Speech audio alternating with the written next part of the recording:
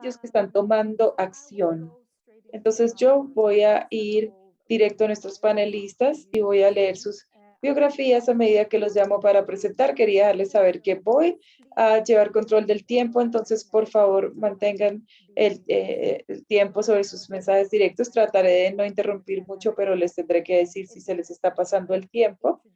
Es mi placer introducir a Jamie Arsenault, de Estados Unidos. Jamie, si yo estoy diciendo tu nombre mal, por favor, corrígeme. Jamie Arsenault es oficial de preservación histórica de tribus, representante de repatriación y gestora de los archivos de la tribu de Minnesota y ha trabajado contra comunidades indígenas por más de 20 años. Es ex miembro de la Asociación de Archivos bibliotecas y museos eh, de las tribus y es miembro de la Universidad de Massachusetts y del Departamento de Antropología. Ahora es miembro del el comité asesor de la asociación con la AAIA. Es miembro de la Junta de Asesoría de la Comunidad y está en el comité asesor y el comité de colecciones del Peabody Institute of Archaeology. Ella es socia de las prácticas de descolonización del Museo Jamie. Es mi placer darte la palabra. Bienvenida. Muchas gracias. Mi conexión de internet está un poco inestable. Pido disculpas.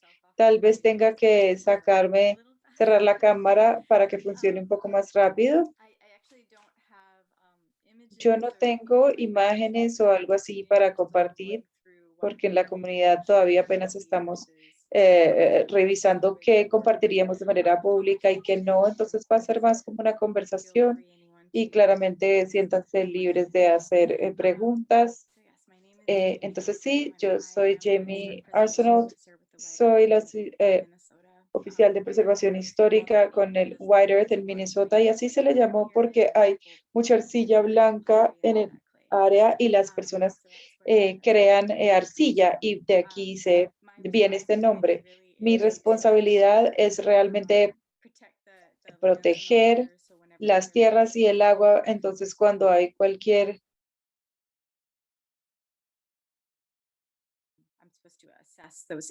tipo de problema, tengo que evaluar estas áreas en lugares de importancia.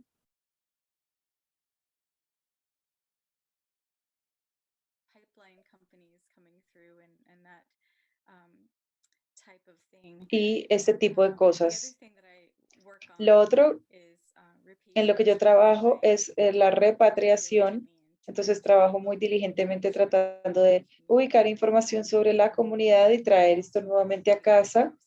Y también manejo los archivos de la tribu y estoy buscando maneras en las que puedo sacar esta información con diferentes niveles de acceso. Como vista general, hay muchas tribus diversas en los Estados Unidos y son muy diversas en las formas en las que vemos las cosas en nuestro entorno, en los lugares donde vivimos y nuestras propias historias con el gobierno de los Estados Unidos. Y creo que una de las cosas que es bastante consistente entre diferentes comunidades indígenas en los Estados Unidos es esta idea de derechos versus responsabilidades. Muchas comunidades tendrán esta sensación de que son responsables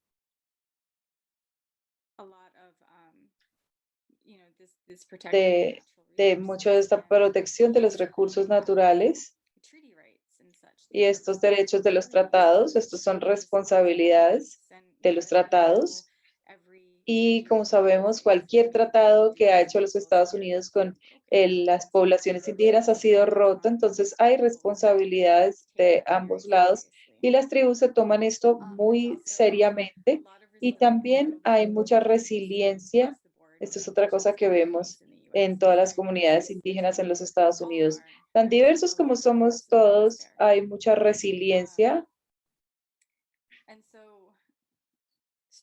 Entonces, estructuralmente dentro de los Estados Unidos hubo muchos sistemas que se fijaron para oprimir a las naciones indígenas y teníamos algunas comunidades tribales que eran reubicadas y otras que eran que se quedaron en sus terrenos nativos, pero eran sus reservas que se les crearon, redujeron mucho sus territorios.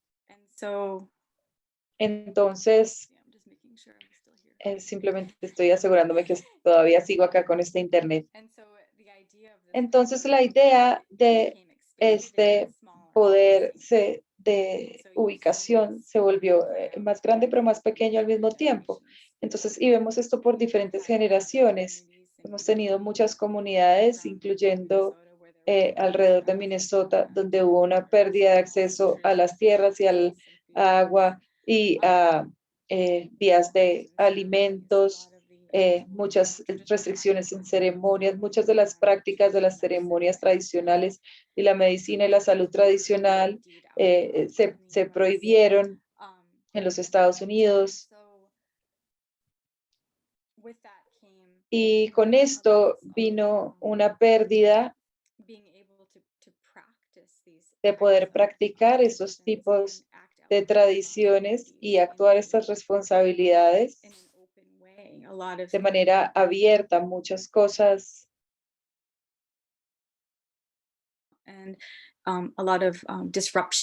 hubo muchas disrupciones entre diferentes familias y diferentes generaciones. También experimentamos la pérdida de niños internados porque el gobierno había determinado que sería más económico asimilar culturalmente a los niños, removiéndolos y exponiéndolos a una vista mundial más dominante que simplemente exterminar a las personas por la fuerza de la violencia. Entonces, en cierto punto hubo un cambio y teníamos más niños siendo retirados y eso también llevó a más pérdida de tierras y la pérdida de la fluidez en el idioma. Entonces teníamos muy frecuentemente esta pérdida de movimientos, pérdida de niños, pérdida de acceso a la información y prevención de las responsabilidades siendo pasadas de generación en generación. Al mismo tiempo, había una política de recolección activa en los Estados Unidos. Estos eran privados dentro del ejército, diferentes médicos que simplemente buscaban recolectar la mayor cantidad de elementos de la comunidad, simplemente porque había esta idea de que los nativos desaparecerían. Entonces hubo este intento masivo de llevarse cualquier canasta que pudieran, cualquier pieza de ropa, los elementos de un sitio de masacres, los restos humanos. Si los agentes del gobierno venían a las reservas o a las comunidades nativas, donde ya una ceremonia era ilegal, ellos venían y se llevaban elementos sagrados y los retiraban. Entonces no hubo solamente esta pérdida de tierra y niños y recursos y la habilidad de actuar de manera responsable, sino que estas piezas tangibles de quienes somos en muchos casos, estos elementos sagrados se consideran que tienen vida, entonces son como nuestros familiares, ellos fueron retirados. Entonces la historia aquí en los Estados Unidos se volvió una donde había simplemente muchas capas de pérdidas entre diferentes generaciones. Y al mismo tiempo, hay muchas personas en los Estados Unidos que no están familiarizados con la historia de las comunidades indígenas. Muchos de ellos nunca han leído un tratado. Puede que no sepan que hay un tratado en el área en el que ellos estaban viviendo o de quién es la tierra en la que están. Y buscando información así o buscar este tipo de información hace que mucha gente se sienta incómoda. Entonces escogen no pensar en estas cosas o hacer este tipo de preguntas.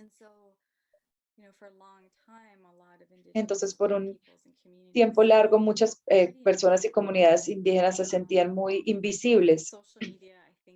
Las redes sociales creo que están empezando a cambiar esto porque las personas están pudiendo empezar a amplificar sus propias voces y no esperar a que alguien les dé este espacio para hacerlo. Pueden hacerlo y llegarle a más personas. Y eso es algo maravilloso, pero al mismo tiempo, mucha información y mucha documentación todavía está encerrada y mantenida por fuera de la comunidad y todavía hay un esfuerzo masivo para que se retorne esto.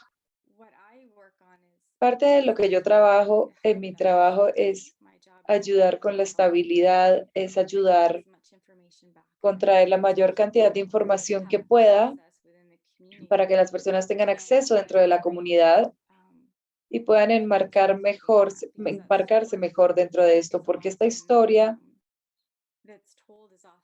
que se cuenta es a veces sobre cómo perdimos esto y perdimos esto y perdimos esto y perdimos esto.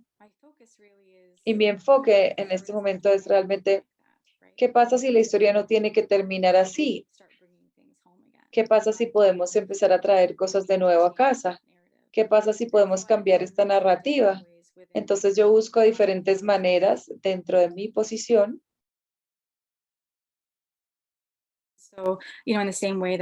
de hacer esto de la misma manera en la que estábamos hablando sobre cómo las historias importan. Yo salgo y voy a diferentes museos y sociedades históricas y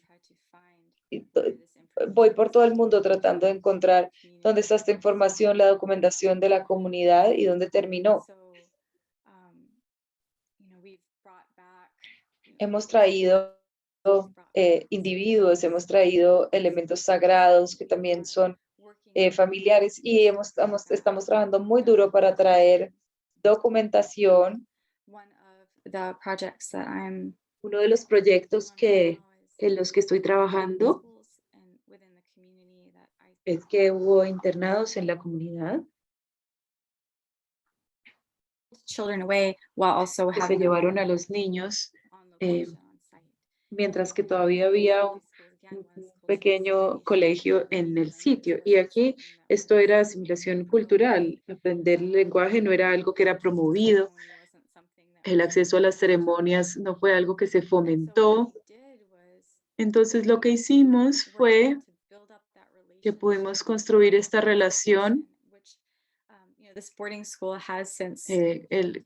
la relación que, bueno, este internado ya no está tomando niños, ya no se los está llevando, pero tienen una universidad y los documentos de la comunidad todavía están con ellos. Y hemos construido en los últimos años esta muy buena relación de trabajo que estamos tratando de tener esta comprensión mutua el uno del otro. Y estamos en un lugar donde estamos tratando de devolver estos documentos. Los miembros de las comunidades que fueron directamente afectados están planeando, nos vamos a sentar y nos vamos a reunir cara a cara y vamos a empezar a tener estos tipos de conversaciones. Y ha sido lento, pero ha sido tan significativo. Cuando esto termine y estos documentos sean regresados y estas reuniones se hayan llevado a cabo este verano, esta será la primera vez que se va a liberar esta información en los Estados Unidos entre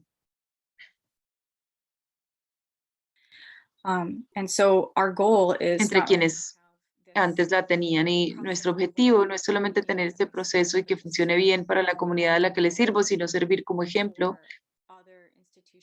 para otras instituciones dentro de los Estados Unidos que ellos también pueden tomar un paso similar con las comunidades sobre las cuales tienen un impacto directo y tener estas conversaciones difíciles. Otra pieza en la que trabajo es la repatriación. Entonces, me comunico con la mayor cantidad de museos que puedo y tenemos esta conversación difícil de cómo llegó este ítem acá, qué tuvo que suceder para que esto llegara acá. Muchas veces podría ser listado como un regalo o algo que se compró. Entonces tenemos que realmente deconstruir esto y decirles cuáles eran las situaciones que estaban pasando para esta comunidad en el momento que se forzó que este ítem fuera retirado y qué se debería hacer al respecto. Tenemos esta conversación una y otra vez para cada elemento, para cada institución, pero ha sido algo que ha resultado en el retorno de muchas piezas y familiares, información para las comunidades. Y una vez se regresa esta información, mantenemos una relación con el museo. Queremos que ellos puedan tener una buena experiencia de trabajo con nosotros, pero también poder hablar un poco más sobre la comunidad. Entonces estamos trayendo esta visibilidad. Bueno, me quedan 2 minutos. Otra pieza en la que estamos trabajando es la protección de los sistemas alimenticios tradicionales. Entonces, en Minnesota hay un grano que se llama arroz salvaje y crece de manera natural en el agua y es muy sensible a cualquier cambio ambiental, como el cambio climático, la sal de las carreteras y le ponemos sal para el hielo. Todo esto puede afectar esta planta, pero también es una parte de la identidad espiritual de la comunidad y es donde ya sabían que debían parar la migración y es comida sagrada. Entonces estamos trabajando con los oficiales del Estado y federales tratando de proteger eso a nivel estatal para que esto pueda ser otro modelo que sea replicado de otras comunidades que tienen otros sistemas alimenticios tradicionales como el salmón, diferentes tipos de grano que utilizan, que son críticos para sus comunidades. Entonces estamos tratando de acercarnos, o enfocar el trabajo que hacemos en el sentido de construir relaciones, pero no estamos reteniendo hechos o precisiones históricas. Estamos siendo muy transparentes y realmente tomándonos el tiempo de construir esas relaciones, pero de retornarle esta información a las personas. Muchas gracias. Yo creo que se me acabó mi tiempo. Thank you, Jamie. Thank you so much. Gracias, Jamie. Gracias. Me encantaría continuar escuchándote por mucho más tiempo, tu trabajo fascinante y mucho coraje. Yo me puedo imaginar que estos diálogos están en la mesa eh, de todos estos objetos que han sido retirados. Eh, Policy must not be easy. como política de gobierno no debe ser fácil tratar con esto. Trabajo maravilloso. Gracias por esto. Next speaker now, Gustavo Meoño Brenner. Nuestro próximo orador es Gustavo Meoño Brenner, es el coordinador de la memoria y los derechos humanos para la Fundación para la Democracia, Museo Internacional para la Democracia. Argentina, es miembro del Movimiento Revolucionario de Guatemala desde el 68 hasta el 93, fue el director de la Fundación de la Rigoberta Menchú desde el 94 hasta 2005, sirvió como coordinador del Archivo Histórico de la Policía Nacional en Guatemala de 2005 a 2018 y actualmente es el coordinador del área de memoria y derechos humanos de la Fundación para la Democracia en Rosario, Argentina.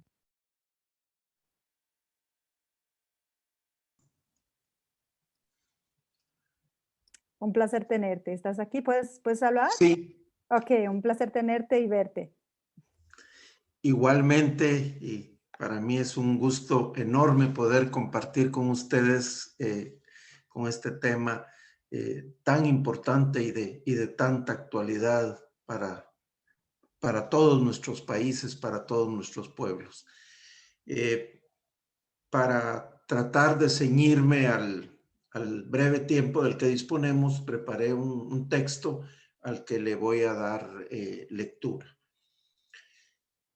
Desde sus inicios, el Museo Internacional para la Democracia en Rosario, Argentina, estableció la lucha contra el racismo y la discriminación como una de sus principales líneas de actuación, a partir de la premisa de que el pleno respeto de los derechos humanos debe ser el punto de partida para la construcción de la democracia y dentro de una visión global de los derechos fundamentales, el museo se concibió en torno a 4 grandes temas que están profundamente ligados entre sí. Primero, la Declaración Universal de los Derechos Humanos. Segundo, la esclavitud contemporánea. Tercero, las migraciones. Y cuarto, el terrorismo de Estado y el genocidio. Así, el museo se estructuró dedicando una sala permanente a cada uno de estos 4 temas, en los que está presente la denuncia del racismo y la discriminación como un crimen contra la humanidad que se sigue cometiendo día a día. La labor del Museo Internacional para la Democracia no se queda solamente con la exposición y la explicación de estos grandes problemas, sino que se proyecta hacia la comunidad, sobre todo a través del trabajo con los jóvenes. Justamente a través de esa proyección, el museo estableció una importante relación de apoyo y acompañamiento con la comunidad de migrantes haitianos en esta ciudad de Rosario, lo que nos ha permitido conocer más a fondo los problemas de discriminación y racismo que en muchos casos deben enfrentar las y los migrantes haitianos en el mundo. Y esa es justamente la experiencia que quiero compartir con ustedes y aprovechar para proponer algunas iniciativas. El número de migrantes haitianos en diferentes países ha crecido enormemente en los últimos 11 años. Se calcula que una quinta parte de la población haitiana, más de 2 millones de personas, se han visto obligadas a abandonar su país. Una de las causas de ese incremento de la migración está en las secuelas desastrosas que dejó el devastador terremoto de enero de 2010, con su cauda de más de 200,000 muertos y 1,5 millones de desplazados. Pero además de la pobreza, el desempleo y la imposibilidad de acceso a la salud y la educación, que son problemas estructurales en Haití, la migración forzosa también es empujada por gobiernos basados en la mentira, el robo, la corrupción generalizada, los asesinatos selectivos, el secuestro oficializado y la organización de repetidas masacres en los barrios más pobres. Lamentablemente, a lo largo de las últimas décadas, la Organización de las Naciones Unidas, la ONU, y la comunidad internacional en general han jugado un papel desastroso en Haití, y eso hay que decirlo con todas sus palabras. Argentina no es uno de los principales destinos de los miles de migrantes que se ven obligados a abandonar Haití, pero por las razones mencionadas, el número de ellos ha crecido considerablemente en la última década. La mayor parte de las y los migrantes haitianos en este país se han concentrado en las ciudades de Buenos Aires, Rosario y Córdoba. Se calcula que en Rosario viven alrededor de 3,000 personas procedentes de Haití, enfrentando diferentes problemas económicos y sociales, entre ellos justamente el racismo y la discriminación. Dado que en esta ciudad la comunidad de migrantes haitianos carece de apoyo estatal y de recursos propios, el museo les abrió sus puertas para convertirse en su punto de referencia y en el espacio para sus reuniones y la realización de sus eventos. En ese sentido, el museo ha podido contribuir para que la comunidad haitiana vaya ampliando el número de personas que participan en las actividades y haya avanzado en la formalización de una asociación civil con personalidad jurídica. El museo le sirve a este colectivo de migrantes para formular sus propios proyectos educativos, económicos y culturales y fortalecerse como asociación civil para apoyar a las y los miembros de la comunidad para solventar los problemas legales, sociales y laborales que le toca enfrentar. Un ejemplo de estas iniciativas que la propia comunidad haitiana ha ido gestando es toda una campaña, tanto en redes sociales inicialmente, pero sobre todo abrir espacios para poderse presentar en colegios y escuelas a contar la historia de Haití, ¿verdad? Un elemento, y esto lo relaciono mucho con lo que oímos al inicio de la jornada hoy respecto a la necesidad de construir una narrativa que no sea justamente la del colonialismo o la del neocolonialismo hasta la actualidad. Todo esto cobra una importancia mayor en el contexto de la situación de emergencia derivada de la pandemia, pues sobre todo para los migrantes se han agudizado los problemas de estudios, de salud, de vivienda y desempleo. Muchas de las y los ciudadanos procedentes de Haití, al igual que de otros países, han tenido que optar por los trabajos peor remunerados y carentes de todo tipo de seguridad. En ese contexto, han aumentado las expresiones de odio, racismo y discriminación. Como ejemplo, se pueden mencionar, y solamente voy a poner un par de ejemplos. Se pueden mencionar casos de insultos y hasta agresión física contra trabajadoras de comercios. Esto ha quedado incluso filmado por las cámaras de los comercios, o exigencias de algunos consumidores para que no les vayan a enviar textualmente a un negro como repartidor a domicilio bajo la acusación de que, lo cito, son capaces de comerse parte del pedido en el camino. Y este tipo de manifestaciones de desprecio, indudablemente, abiertamente ofensivas, discriminatorias, van incluso contra jóvenes universitarios, jóvenes que están ya muy avanzados en sus carreras universitarias, pero que tienen la necesidad, se ven obligados a optar por este tipo de empleos en la situación presente.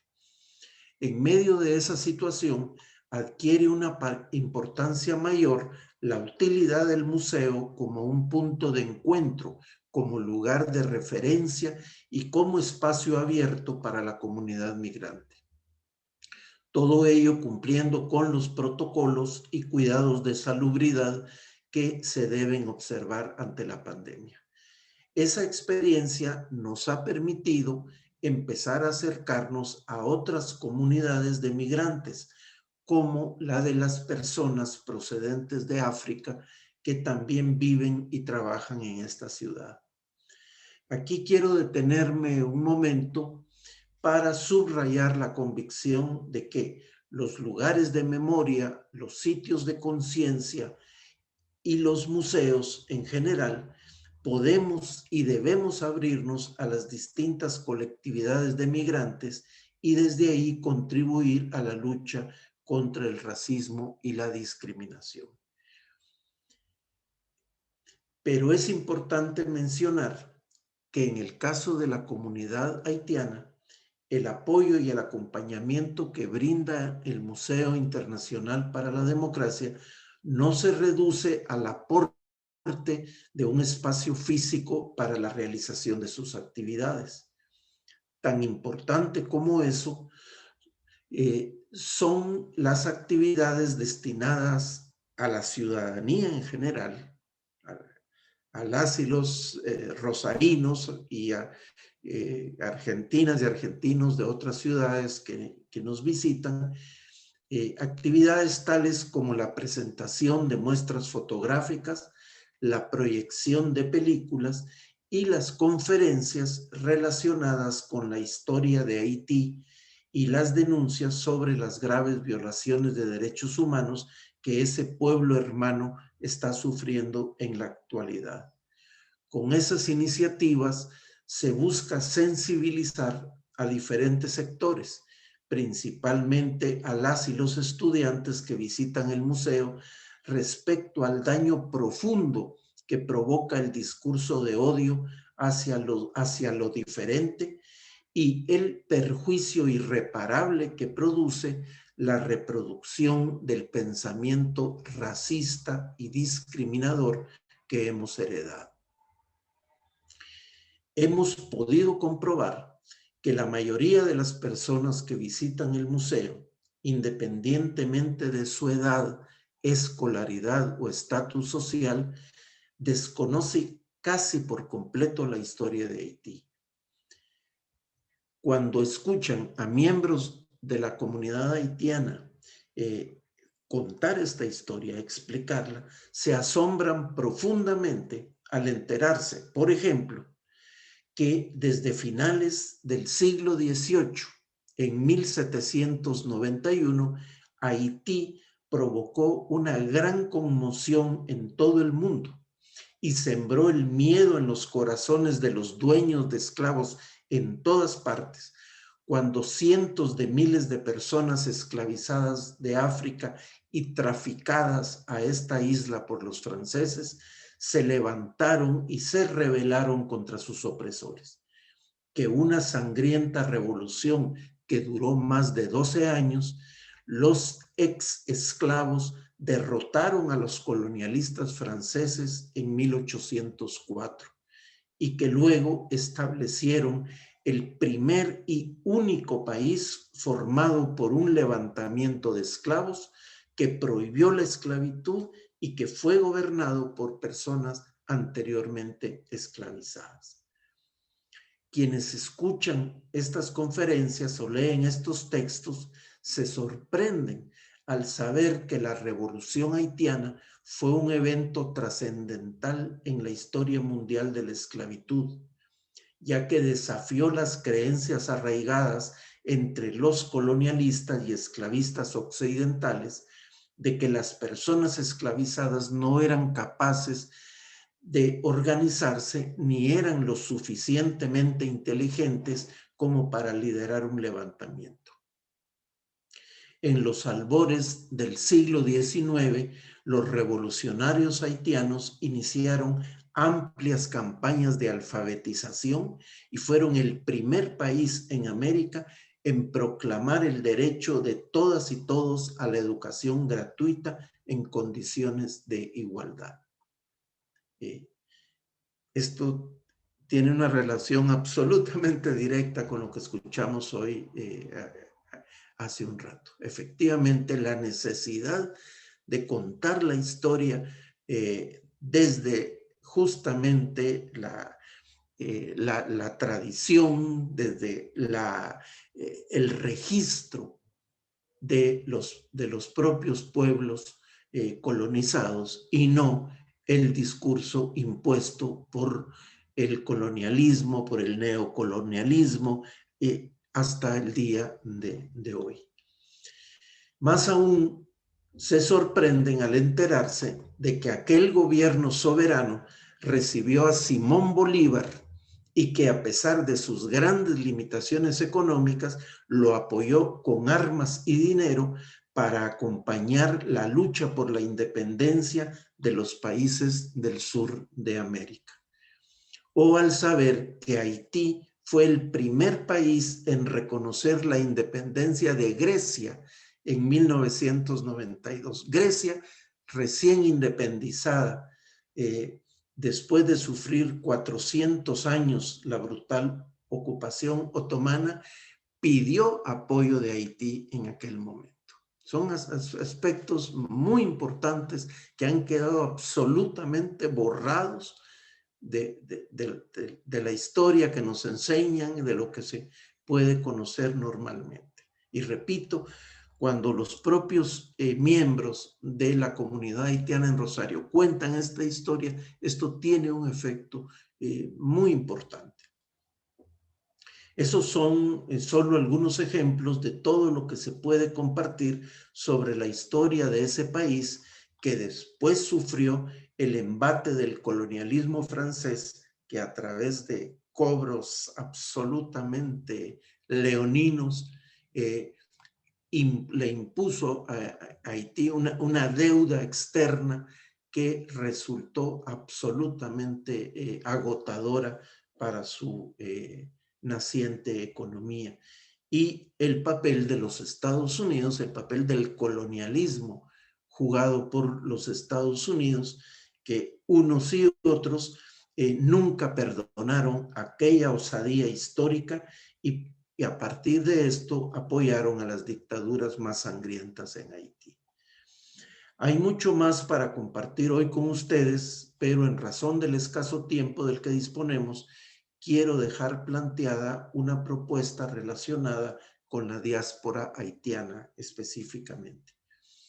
Una propuesta que apenas hemos esbozado ante la Coalición Internacional de Sitios de Conciencia. Estamos convencidos de que una manera efectiva de apoyar y acompañar a las comunidades de migrantes haitianos en diferentes países y de esa manera luchar efectivamente contra el racismo y la discriminación que los afecta, como una de las aplicaciones o virtudes de este esfuerzo, sería ayudarlas a conformar una especie de red internacional de la diáspora de Haití.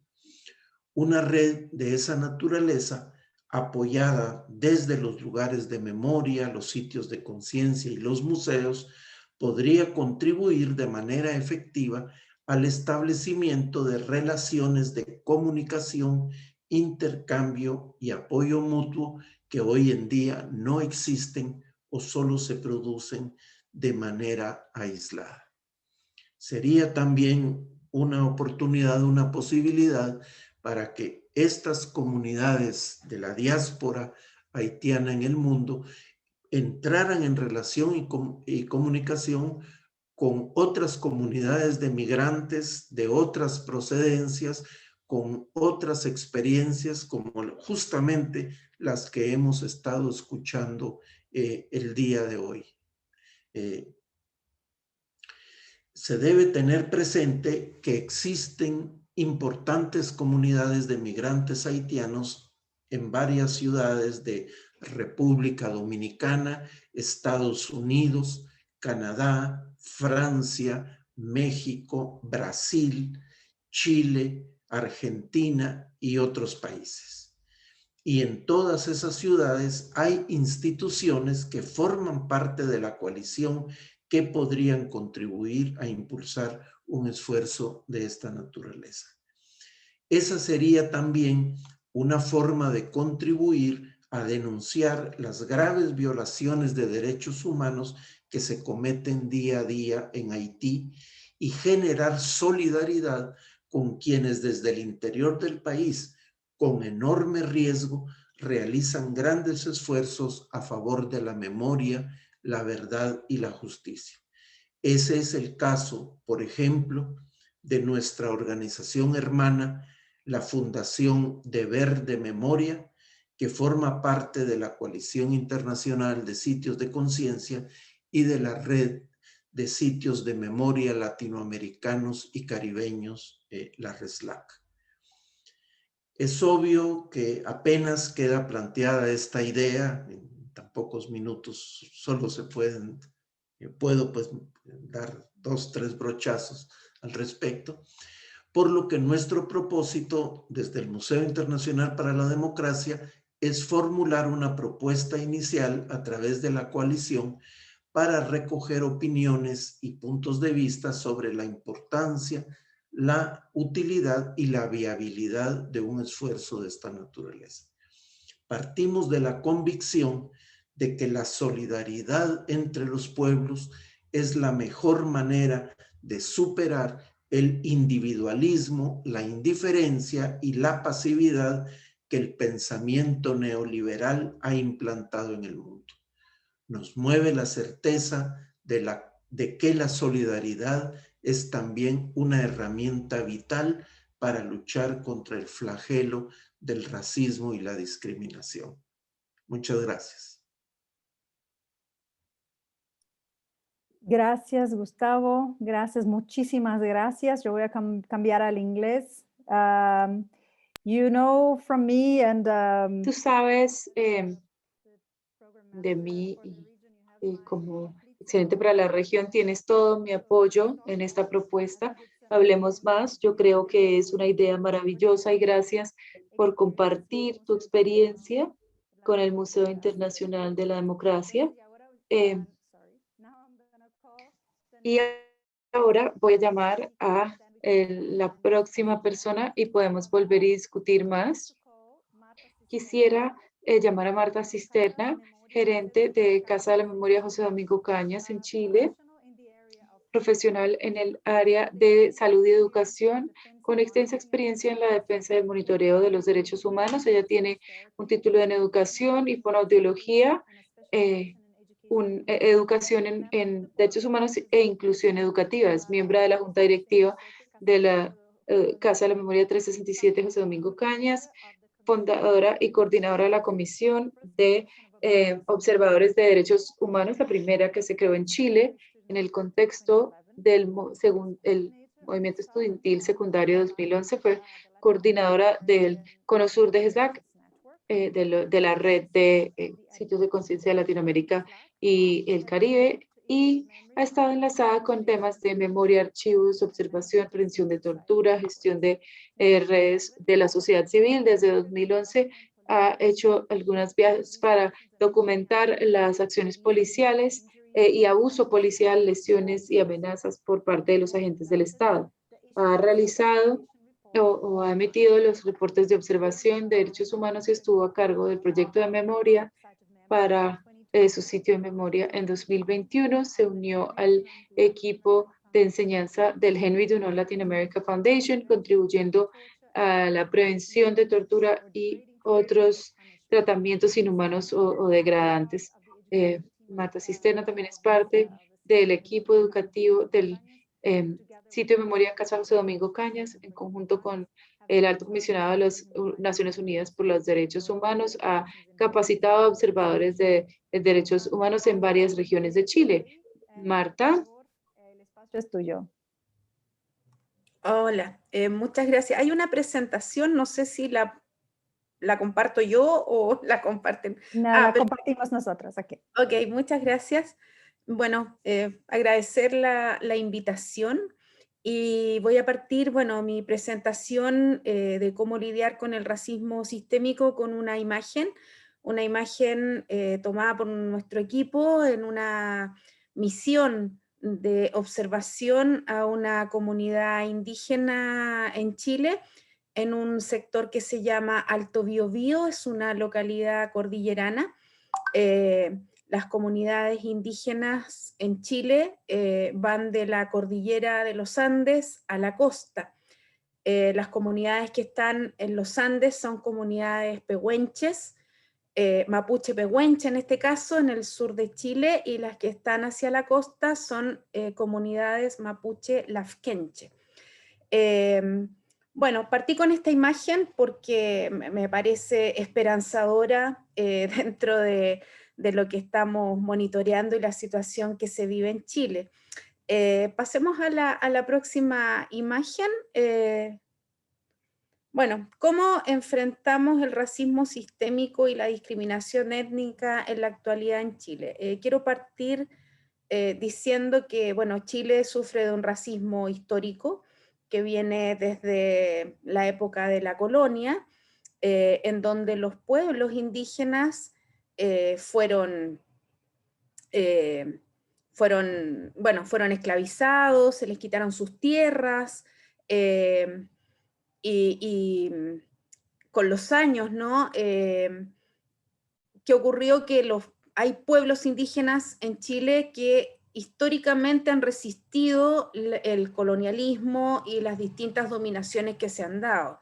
Ha habido un proceso de resistencia, sobre todo de algunos pueblos que se han destacado por ello, como es el caso del pueblo mapuche que habita en el sur de Chile.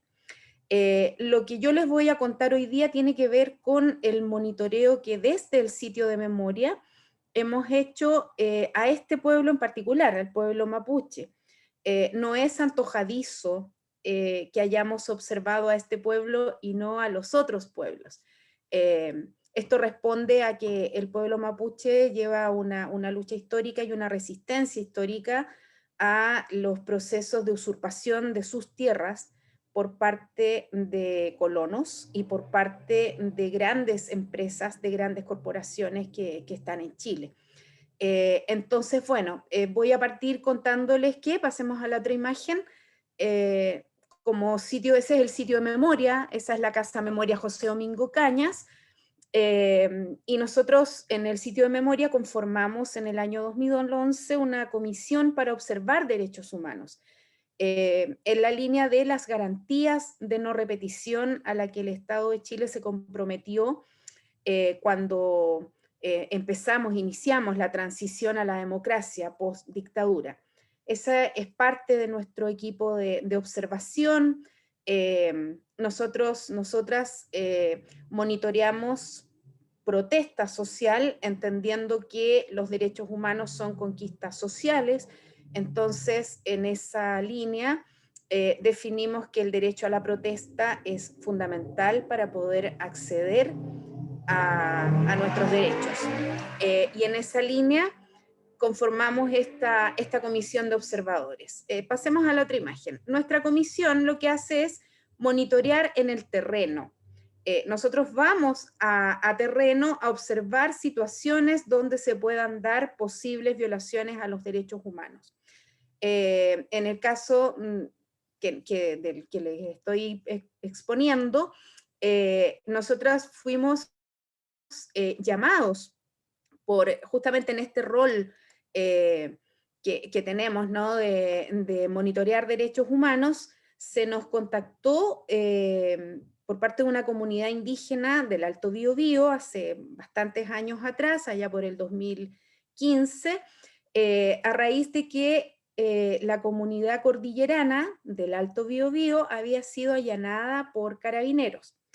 ¿Qué es lo que pasa en esa zona y qué es lo que pasa en el sur de Chile? Lo que ocurre es que las empresas forestales usurparon tierras de los pueblos indígenas, las empresas eléctricas también, quienes instalaron represas en zonas habitadas por pueblos indígenas, las empresas mineras también usurparon terrenos de pueblos indígenas. Entonces, en estos procesos de usurpación, de robo de tierras, donde se les engañó haciéndolos firmar documentos que no eran posibles de leer por temas de idiomas, se les quitaron tierras. Entonces hay comunidades que han hecho procesos de resistencia donde han tomado parte de esas tierras, se han vuelto a apropiar del espacio territorial que alguna vez habitaron.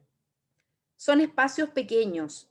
Entonces el Estado de Chile lo que hace en esos casos es llevar todo su aparato militar para sacar a esas comunidades de estos lugares que están intentando volver a apropiarse, ¿no? Porque originalmente eran de esas comunidades. Bueno, a raíz de esto nosotras decidimos viajar a la zona, pasemos a la otra imagen, y nos fuimos a una de las comunidades indígenas, visitamos la comuna de Mayamaya. Esta comunidad está muy arriba en la cordillera, es una comunidad que está aislada, se llega a ella por un camino de tierra en una zona bastante compleja, y si ese camino está cerrado, la comunidad queda en aislamiento, ¿no? Las imágenes que están acá corresponden a, nosotros hicimos una visita, nos quedamos unos días en la comunidad para poder tomar el relato de toda la comunidad de la situación de allanamiento y de ocupación militar que habían vivido. Y esas imágenes son muy valiosas para nuestro equipo porque son los dibujos que hicieron los niños que ustedes vieron en la primera imagen de nuestra presentación.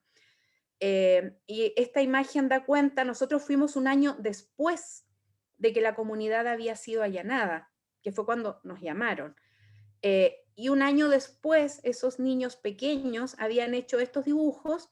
Hay unas rayitas punteadas a la izquierda, esas rayitas punteadas son los disparos de los agentes del Estado que fueron a reprimir esta comunidad.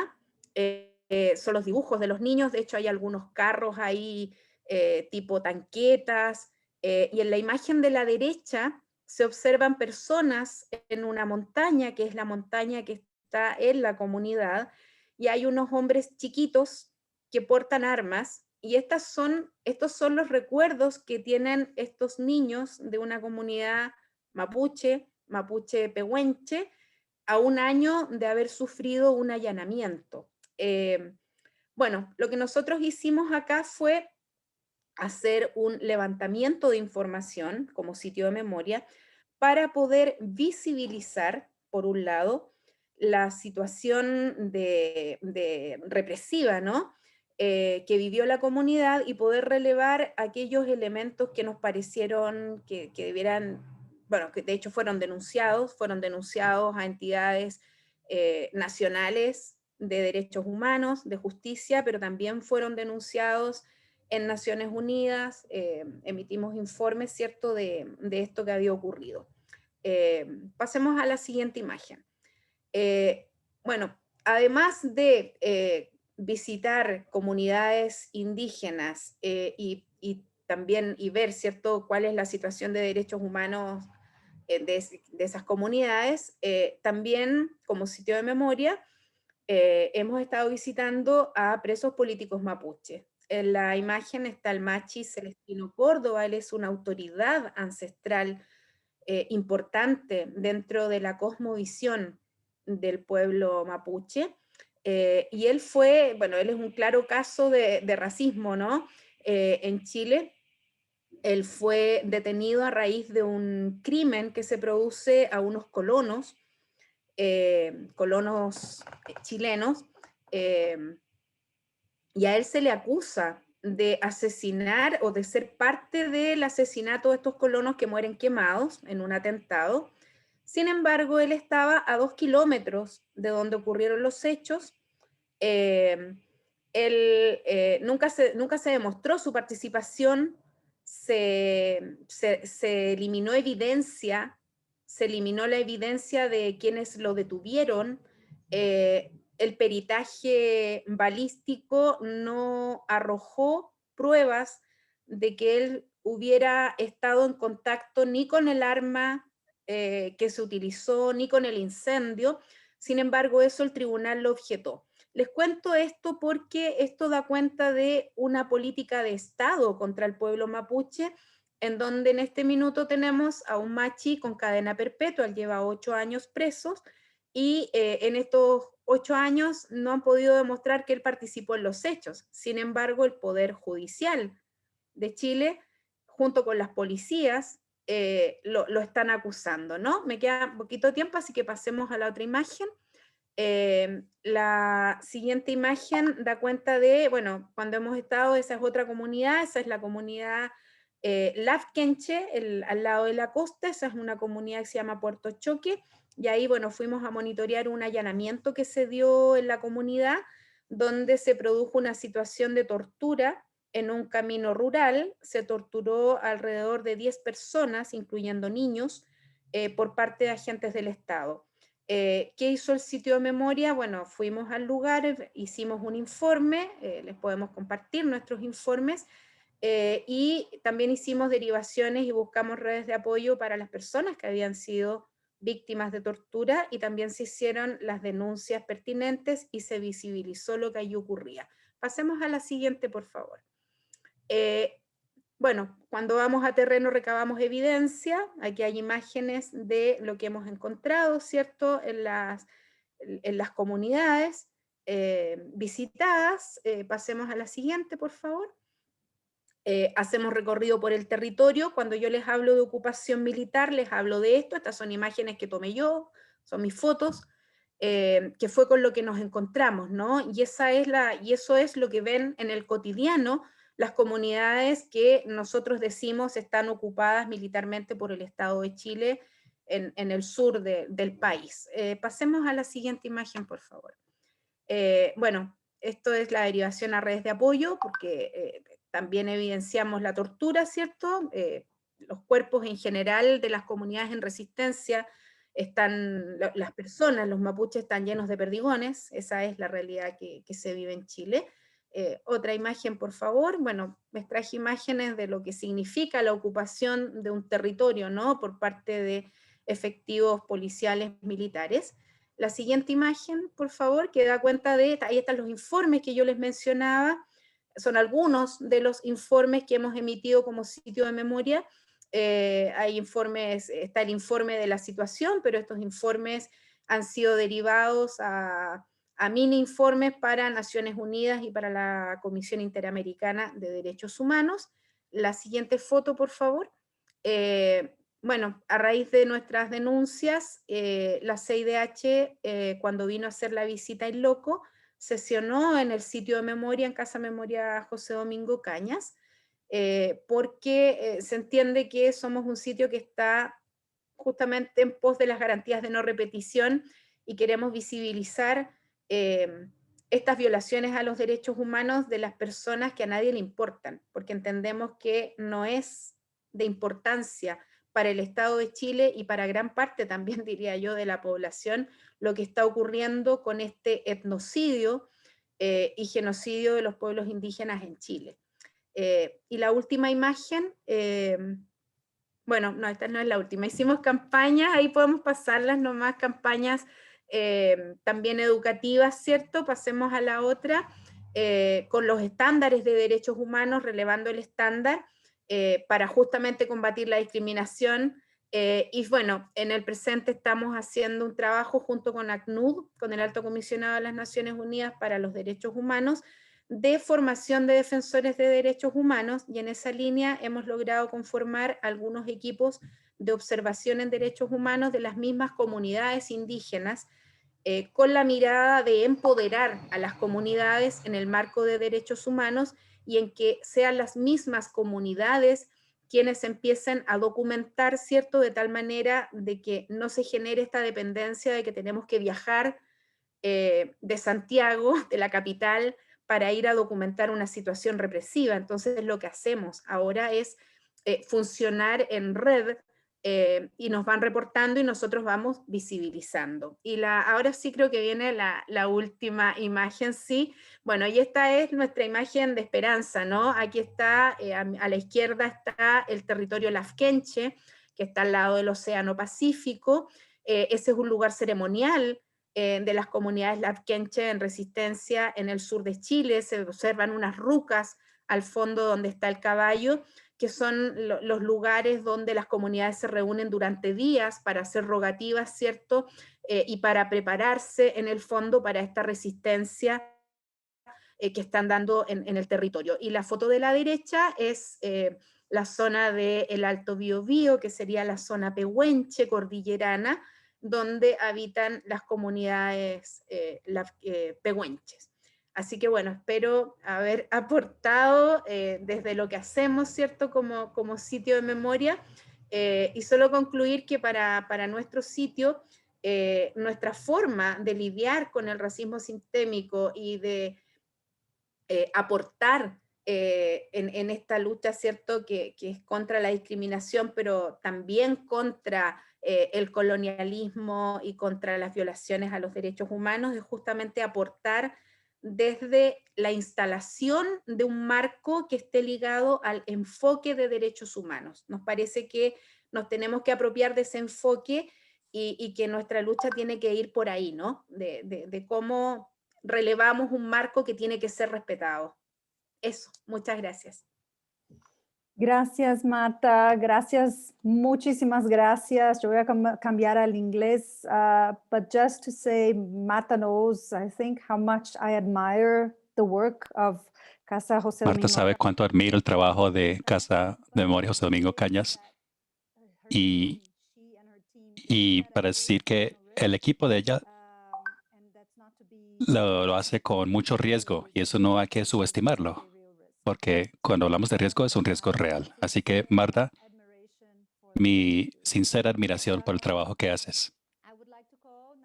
Me gustaría ahora llamar a nuestra siguiente presentadora, Mariana Esteves Martins, mi paisana, vivimos de la misma ciudad. Es la coordinadora técnica de un museo de migración en Sao Paulo, en la ciudad de Sao Paulo, coordinadora de colecciones, educaciones, exhibiciones y investigación, y tiene maestría y es estudiante de doctorado de Historia en la Universidad de Sao Paulo y enseña un programa de posgrados en el Centro de las Bellas Artes. Mariana, bienvenida. Obrigada, Gigi. Thank you. So first, I'd like to thank you for the invitation. Muchas gracias. Y primero que todo, quisiera agradecer por esta invitación. Gracias, Gigi, gracias, Camila y Elena. Y también resaltar lo importante que es que los sitios de conciencia están tratando el racismo globalmente. Y también quisiera saludar a mis panelistas, compañeros, y agradecer por esta invitación. Gracias por las diapositivas. Sí. Siguiente. El Museo de Migración del Estado de Sao Paulo ha tenido el privilegio de ocupar y también programar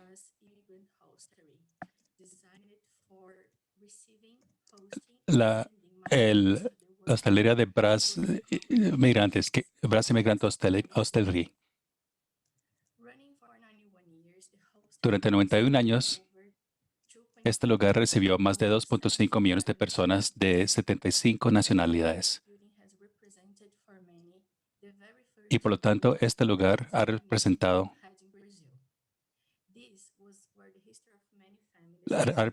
a muchas familias. Aquí comenzaron muchas.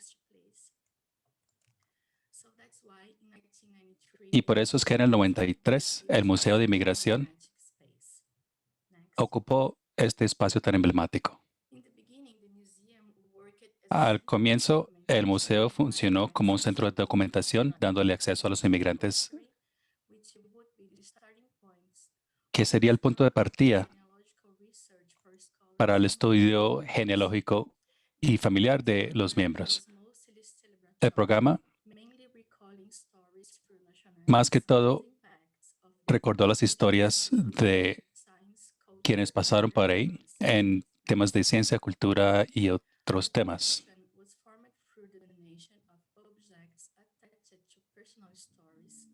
La colección contiene elementos personales pertenecientes a las vidas cotidianas. En su doble función como museo y centro de documentación, ha tenido un papel fundamental como parte importante de la historia del lugar, de los lugares y también de Sao Paulo y en Brasil. Hoy en día, el museo enfrenta otros desafíos. Desde el 2010, hemos reformulado conceptualmente el trabajo hacia la noción de la migración como una experiencia en derechos humanos. Y también hemos expandido nuestro alcance para acoger los tiempos contemporáneos. Además, no podemos olvidar las migraciones de los años 2000. Hubo un aumento en seguridad fronteriza, más que todo en los países del llamado norte global, que llevó a un aumento de migración sur-sur, donde Brasil ocupó un lugar prominente. Conscientes de este nuevo compromiso y considerando el contexto, el museo entendió la importancia de reevaluar sus prácticas. Así que en su estrategia miramos la historia y colocamos el tema de migración al centro de la discusión con nuestras comunidades. El primer tema que se trató en la hostelería fue el tema de tener políticas públicas para migrantes. En este sentido, quisiera compartirles los derechos de los migrantes, ni uno menos. Y esto es una forma de presentar los incidentes de violaciones de derechos humanos para los migrantes en Brasil en términos de salud, educación y vivienda, por ejemplo, mientras que también resalta el activismo de las colectivas de migrantes que se han movilizado en la ciudad de Sao Paulo. Esta exhibición ha sido un hito para el posicionamiento político del museo y ha innovado en una forma nueva de trabajar, ampliando las causas urgentes e importantes que han sido traídas por nuestras comunidades. Siguiente. El siguiente tema presentado por la hostelería fue sobre la importancia de tener estructuras de recepción para migrantes. La exhibición en casa en Brasil, que fue realizada junto con la ACNUR, estableció uno de los resguardos temporales ubicados en la ciudad de Brasil, en la frontera entre Brasil y Venezuela. Luego, los visitantes al museo fueron invitados a visitar estos refugios y escuchar las historias de quienes buscaron asilo en Brasil. Fueron acogidas en el museo por una venezolana que había vivido en uno de estos refugios. Tener una estructura hecha de metal y lona agrega una incomodidad importante. Y las historias relatadas ahí de las personas que salían de esas situaciones en ese momento se registran. Esta estrategia de relatar experiencias del pasado y del presente, presentando la migración como un proceso continuo, nos ayuda a reconocer la legitimidad de todas las experiencias. Y también desmiente la idea de que hay una ruptura entre la migración del pasado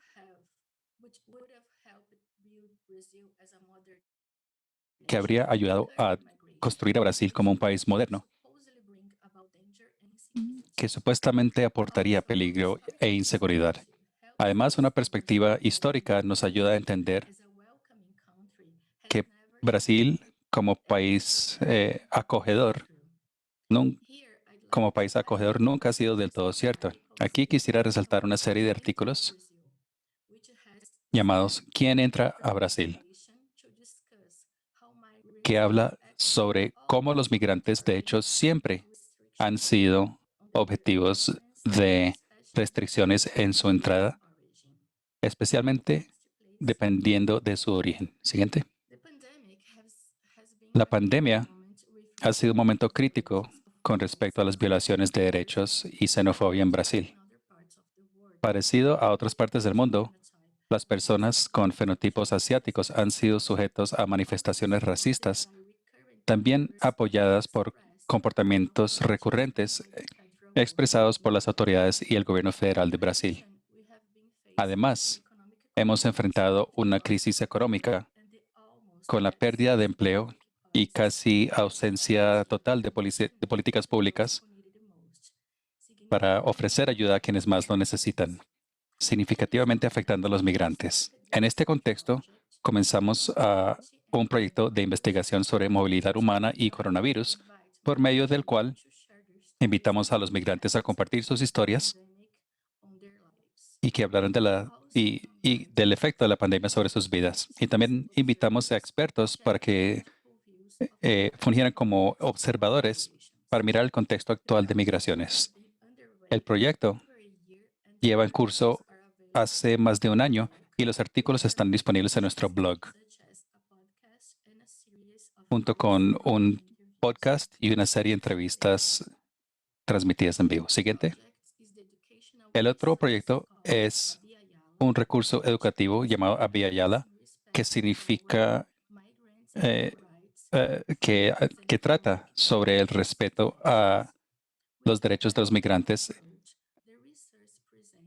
y xenofobia. Con un enfoque pedagógico se habla del abuso del poder de las autoridades, habla de los límites y las posibilidades de enfrentamiento. Durante la pandemia, con la asistencia del Shelter House, se adoptó este material para que lo pudieran utilizar con los migrantes que luego estaban en cuarentena. Siguiente. Debido a los orígenes de los migrantes, esta investigación se ha traducido al inglés, español, francés y árabe. Siguiente. También me gustaría presentar una discusión en curso que habla desde el hito político de las vidas negras importa, que también fue hito en Brasil, que es un país que ha sido marcado históricamente por el racismo y la existencia de poblaciones vulnerables. Las poblaciones se movilizaron en la ayuda interracista y nos dimos cuenta que era un momento para reflexionar. La historia de la hostelería y el museo porta una fuerte relación causa-efecto con su presencia establecida en nuestro país y por lo tanto fue importante profundizar en el conocimiento de este contexto para problematizarlo. Una vez más, acudimos a la hostelería para esto. Queríamos entender su contexto de creación al final de los 1880s, que también fue el periodo en el cual este régimen de esclavitud fue abolido y fue uno de los últimos países en hacerlo. Lo hicimos no solamente en respuesta a los trabajadores, sino también por cuestiones de identidades. La constitución de cierta imagen de Brasil y brasileros proviene de poblaciones indígenas y negras que asumen el blanqueo como una norma políticamente y científicamente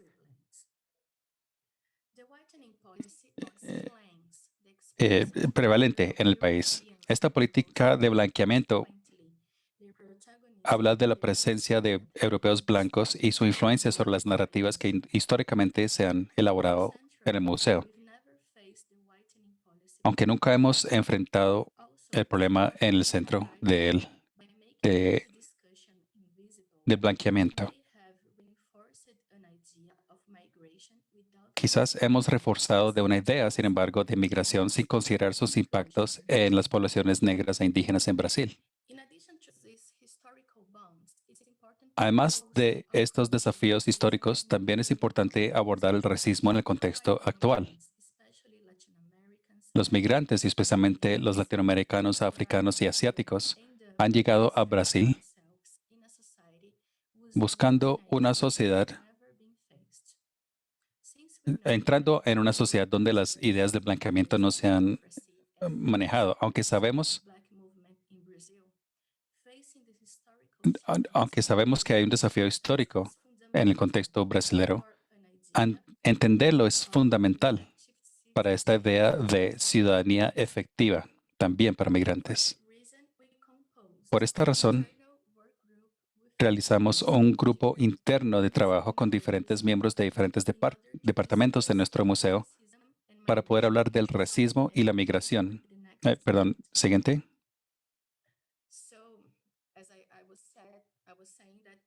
Como decía, creamos este grupo interno de trabajo con miembros de diferentes departamentos en nuestro museo para poder discutir el racismo y la migración y proponer actividades y diagnosticar los proyectos de las instituciones.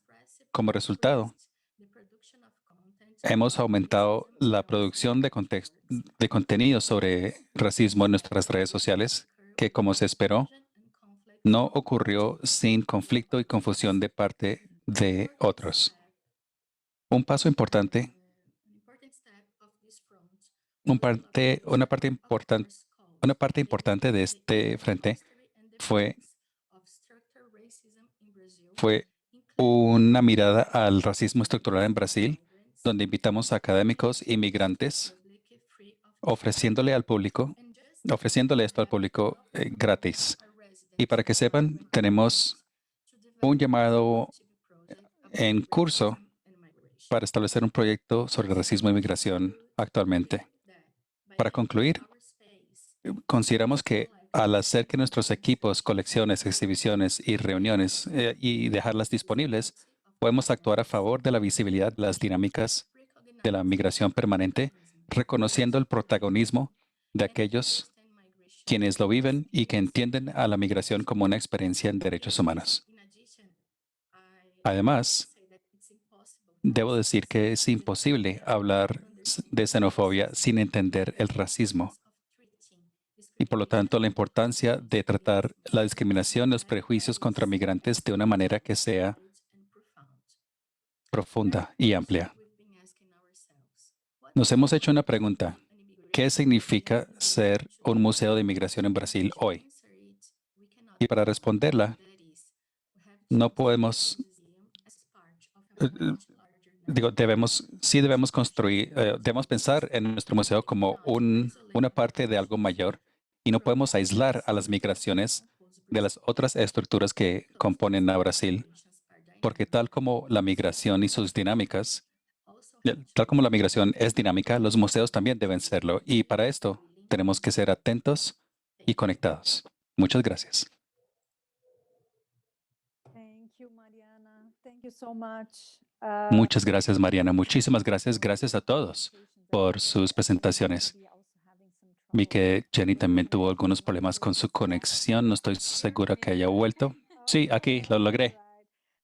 Muy bien. Muy bien, gracias. Estamos un poco pasados de tiempo, pero me gustaría rápidamente hablar de un punto que tienen en común las presentaciones y es el tema de visibilidad y de hacer sus temas, sus problemas más visibles. Eso era mi alarma para el tiempo. Estamos justo a tiempo para esto. Sí, es el tema de visibilidad y hacer que las luchas de estas comunidades con quienes trabajan más disponibles para mayores públicos. Y eso tiene que ver también con la narrativa, ya que estamos enlazándonos a lo que dijo Alessandra en su primera ponencia.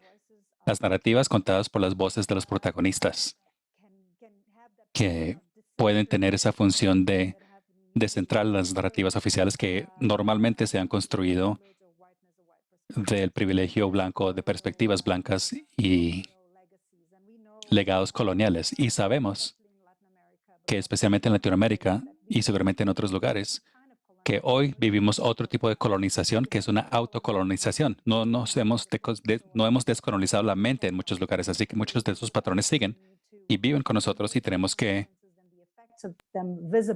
hacer visibles las consecuencias y sus efectos para poderlos enfrentar. Yo sé que hay comentarios, voy a leer un par de comentarios y sí tengo una pregunta para todos, así que vamos a tener unos 10 minutos para esta discusión y luego cerramos, pero quisiera leer algunos comentarios.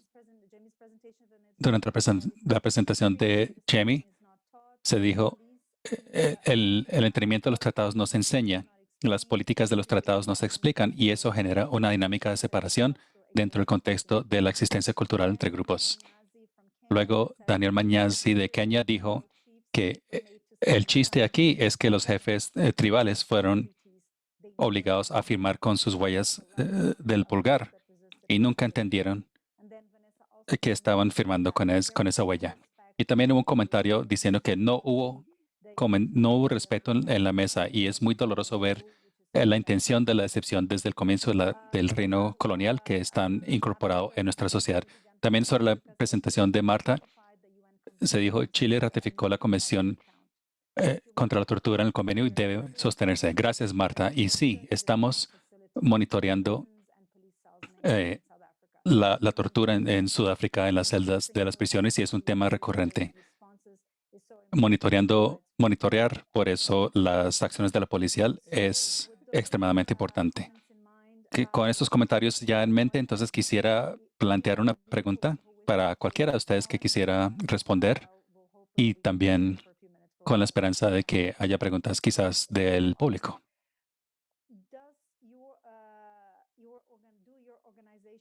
Sus organizaciones, perdón.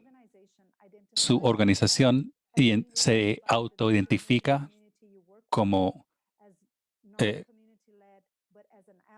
como liderada por la comunidad como aliado o tienen otro tipo de relación? ¿Y cómo creen que esta identidad y poder puede apoyar a las comunidades marginalizadas con las que trabajan? Les plantearía esta pregunta a los cuatro y quien quiera hablar puede. I can start. Yo podría comenzar. Para nosotros, somos una nación tribal y en el caso nuestro, somos liderados por indígenas. En el Estado hay un proceso de reconocimiento de ciertas tribus, no tantas como deberían, pero sí hay muchas que son reconocidas nacionalmente. Así que sí hay una relación de consulta gobierno a gobierno en esos casos. Y aún estamos dentro de un sistema que no es diseñado por indígenas en ciertos aspectos, pero sí hay al menos oportunidades para traer más conversaciones que antes que a diferencia del pasado. Gracias.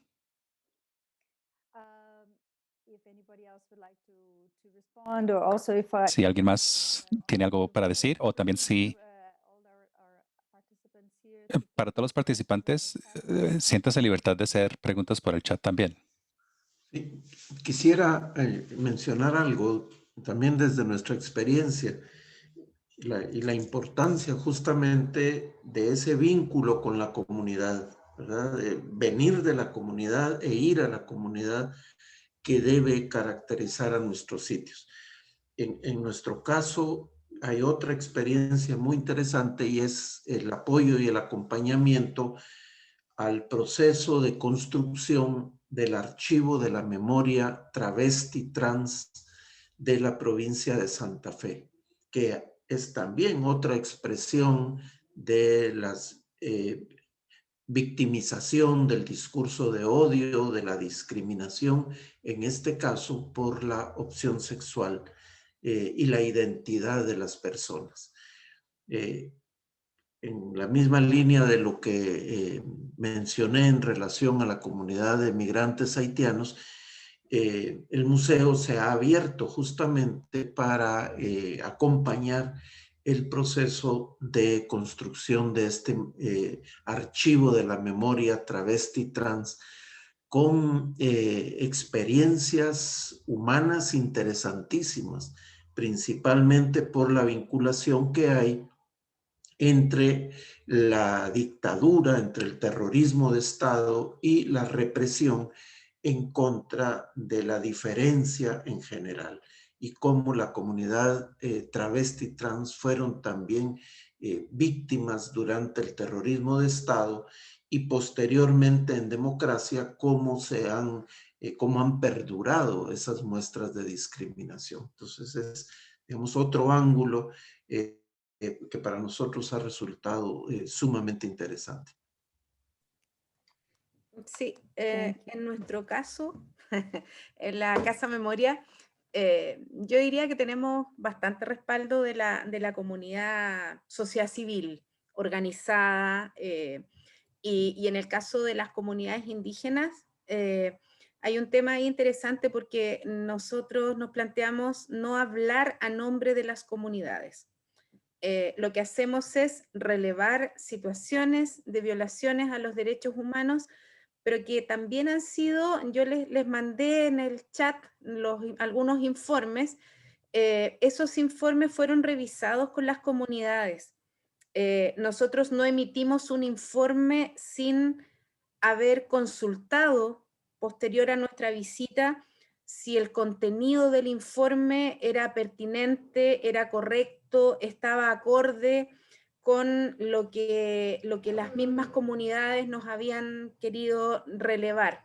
Y en ese sentido, en el nexo con la Comunidad Internacional de Derechos Humanos, CIDH, Naciones Unidas, lo que hemos hecho como sitio es ser puente para que sean las comunidades quienes expresen efectivamente lo que les está pasando.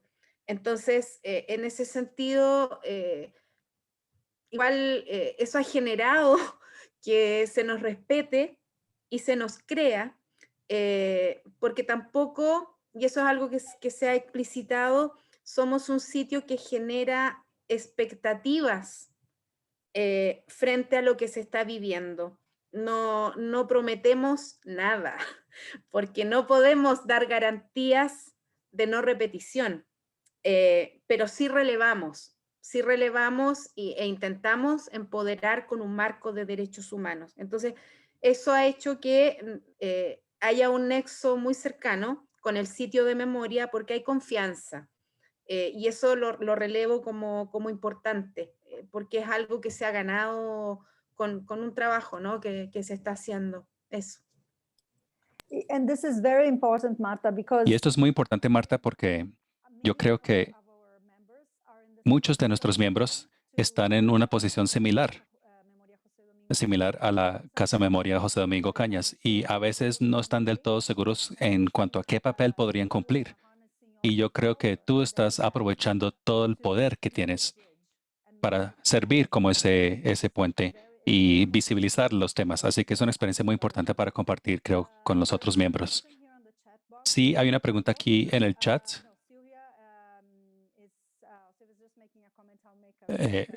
No una pregunta, un comentario de Silvia, hablando del punto que mencionó Gustavo, que dice que del 14 al 16 de septiembre vamos a tener nuestro tercer taller global. Este es el primero. Y el tema en esta instancia va a ser el sesgo en contra de las mujeres y la comunidad LGBTQ+. Así que ese será un buen momento para mencionar el proyecto que nos acabas de mencionar, el proyecto con la comunidad trans y travesti. Creo que me gustaría, antes de cerrar, hacer una última pregunta para Mari. Yo entiendo que el Museo de Migración es una organización grande, es una organización pública y tiene muchas presiones a su alrededor, muchos intereses, y debe equilibrar diferentes narrativas. Y creo que es muy valiente y fascinante, además, que hayan tomado la iniciativa de crear este grupo de trabajo, esta mesa internamente para hablar del racismo desde adentro. Así que me gustaría que nos contaras un poco más sobre esta experiencia y cómo el personal y la comunidad, qué impacto ha tenido. Y luego sí cerramos.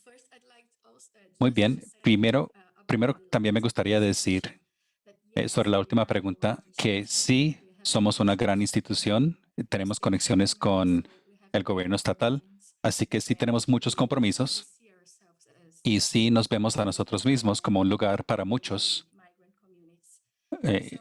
y muchas comunidades migrantes. Así que es difícil equilibrar los otros intereses y es difícil